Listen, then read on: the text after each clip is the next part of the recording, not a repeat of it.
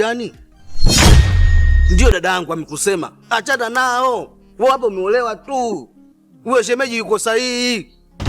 Kaka, ila sikufanya kwa ubaya. Nilifanya kwa ajili ya kumtetea mume wangu. Mambo ya familia ya mume wako hayakuhusu. Sasa unapiga simu mimi mdogo wangu, si moyo umekaa upande, si moyo unataka kuligiza damu. Haya mambo yako wapi?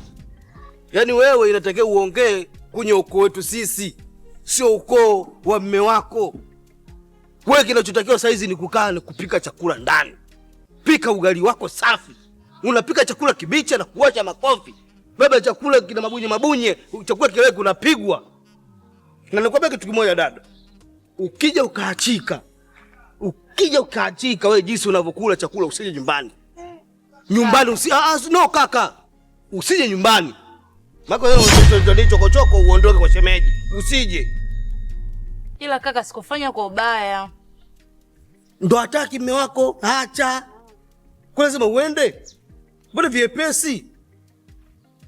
Yaani wewe ndo unaongea hivyo, baadaye wewe ndo uwe upande wangu. Upande na mimi upande wa kuolewa huko nikaolewa na mimi pumbavu ndio dada. Sijasemea hivyo. Ila yaani wewe upande wangu wa kunitetea, wewe naye unanikandamiza. Sasa mimi nikutetea kitu gani?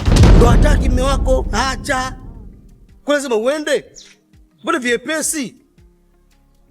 Nikwambia kabisa mambo mengine dada ya kupite. Nimeshindwa kwenda kunyoa mimi nionekane ni samboi nipota watoto walembo, nimekuja hapa nikajua dada labda umeumwa, labda shemeji kakukata mdomo. Kumbe uko safi, shida kuingilia mambo haya kuhusu. Acha shobo. Kwani shilingi ngapi? Siacha. Basi sawa.